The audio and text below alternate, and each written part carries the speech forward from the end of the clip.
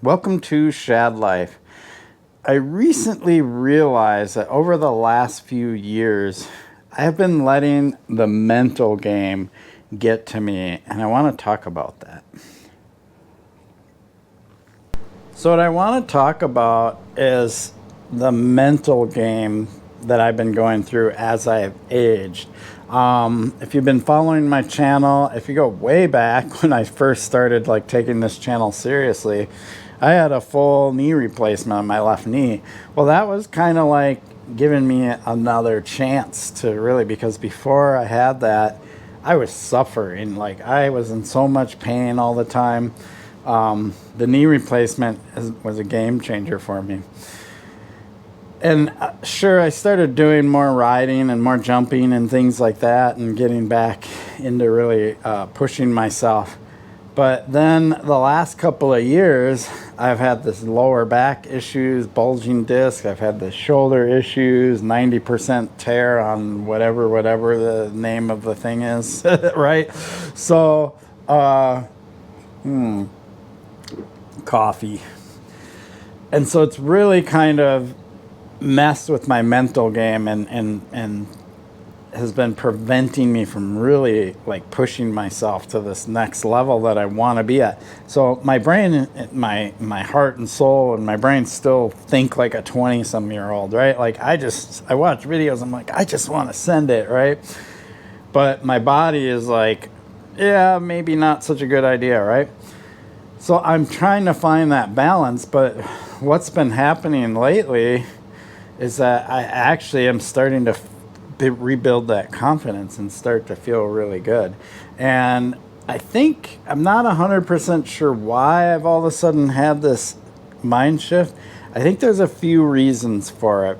One, I had that crash early in the year in Bentonville, and it was a pretty nasty crash, but I didn't really get hurt that bad, and I was recovering pretty quick. I still have my pinky. I'm still trying to get it to go fully straight, things like that. But,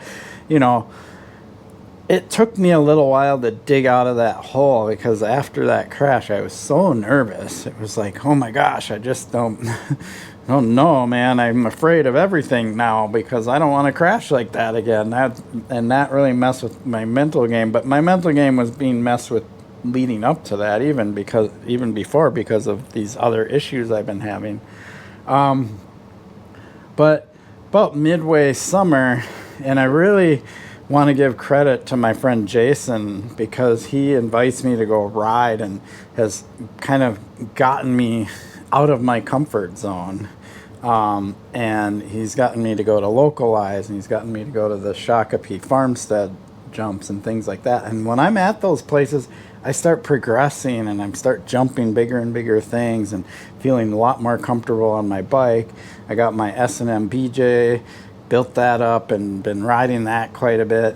I'm super stoked to get this thing out on the trail, which isn't going to happen probably till spring, so I got to be patient.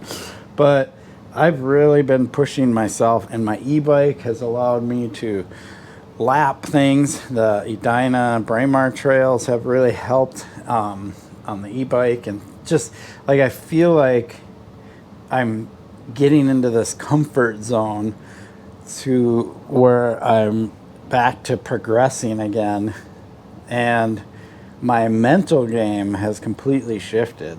Now I'm not in this fear mindset. I'm not in this, oh, I'm afraid to get hurt. I'm not in this, oh, I'm so old, I can't do this anymore mindset. Sure, there's still going to be limitations because of my age, but I am feeling a lot more positive and a lot better about my riding. And it's different. It's like a whole different mindset. I see things and I'm like, oh yeah, I can do that. I have to work up to it, but I'll be able to do that, right? And I'll be going to Ray's coming around Thanksgiving, and I'm really looking forward to that trip, to continuing to push myself, because I feel like I sometimes hold back a little bit at Ray's, or I don't spend the time to really figure something out. That expert line at Ray's, it's kind of like why I've been riding this pump track that was just recently built, which is awesome because it's super technical and kind of forces me to have to work on my technique and push myself. Really hoping I can get that expert line. And if you don't know what the expert line is at Ray's, it's got a big steep drop in, a couple of tight berms you got to pump through, and then it's got these tighter, like quicker jumps leading up to the big show jump or whatever you might want to call it, that's in front of everybody at the picnic tables or whatever. I can never clear that thing because I can't build up enough speed on the previous jumps to clear it. And I'm just like so frustrated with that. And I know I can do it, right? I know I can get through that section. The jumps aren't that big. So yeah, but most importantly, it's my mind shift now. It's like completely different than it was just, you know, a year ago or whatever, maybe even just 6 months ago or whatever. Like I am completely motivated and willing to take some risk, not crazy risk, but you know, I'm willing to push myself and try to get that little bit extra air and extra distance and things like that, which sometimes when I'm rolling up to a jump, sometimes what happens in my brain is I don't want to get hurt. I don't want to get hurt. I got to be careful, right? And that's just not the mindset I need to have when I'm approaching a jump. So then what ends up happening, especially as the jump's bigger and the speed is faster, right? I get worried that I'm going to get bucked or whatever, things like that. And I just have this like fear, and that's just not the mindset that I need to have if I'm going to progress, because all that does is as soon as I get to the jump, I just squash it. I let my knees bend and my body gets soft, so I just absorb the lip and stay low and then case it and things like that, right? Like I need to stay strong throughout the transition, and as much as there's instruction out there about how to do that, it's not that I don't know how to do it. It's up here.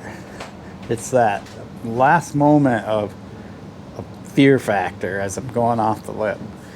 And so that is the change now. Like when I was at Farmstead the last time and hitting some of the little bit bigger jumps, it's like I really need to push through the lip.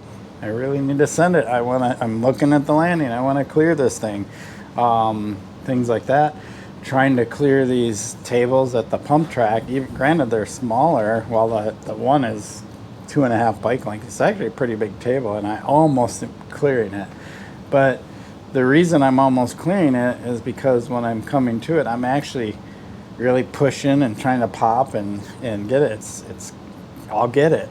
You know, I'm at this point now where it's like, I know I'll eventually clear that thing. It's just going to take me multiple runs, but I'm not afraid of it. Like, total different mind shift. As to where, go back about a year, my mindset was looking at certain things, like the big jump line in Edina. My mindset was looking at that and going, oh, I've aged out of that. I'm never going to do that. Now my mindset is, no, I actually think I can do the big line at Edina. I got to work on it, but the thing that freaks me out there, and that one, if you've ridden it or if you haven't, there's a couple of big shark fins. The shark fins really freak me out, but I can get over though. Like I can figure those things out now. I just need to work at it, right? Start low, build myself up on it or whatever, or be confident enough to go higher and just send it, because it's not that hard now that I've done the shark fin at localized. It's like, yeah, it's just a mental thing. My skill set is there. It's all up here. And that's the big point of this video is I know there's things I can do, but my mental side won't let me do them sometimes. And I got to work through that. And I'm feeling really good right now about that. And I have to remember this moment, these last few months. I got to really thank Jason for pushing me to get out there. And I really got to thank, places like Pathfinder Trails, Adam Buck, who owns that company, like for building this stuff that allows for progression. I forget the guy's name that runs Localized, but amazing trail system there. Like, I appreciate that he's done what he's done. Like, and it's just it's what's needed, even having the correct trail structure to allow for progression instead of just building really nasty advanced jumps. There's smaller jumps, medium jumps, the next level medium jumps, I might say, then bigger, gnarlier ones. So you can go through and really get the skills dialed before you hit the bigger stuff. That really helps out. This new pump track, it being way more technical, multiple lines, tables, things like that. That stuff's really helping also. And my friend Jason pushing me to get out there and do this stuff has helped. So I'm really looking forward to Rays. We're going into winter here, so I'm not going to be able to be out and riding as much. But I got to keep my mental game going. And continue my physical therapy, strengthening, making sure the shoulder, my lower back and things like that stay stable. I got to do that PT. It's another thing I got to motivate myself to do, because if I don't, my body starts to deteriorate. So yeah, I feel like I'm going into a different era, and that's, if you've been following my transition bottle rocket stuff, that's what this build is all about. It's like it's my last opportunity to really do what I want to do before I truly do age out, because there's going to be a time where I'm going to age out of being able to send it, at least, or do this kind of stuff. I'll probably always be able to pedal on and ride a bicycle, but not at this level. So yeah, so that's my plan. It's time to live life to the fullest, as a lot of people like to say. I appreciate your support for my channel. Please like and subscribe. Peace. Whistler next summer. It's coming. I'm planning the trip right now.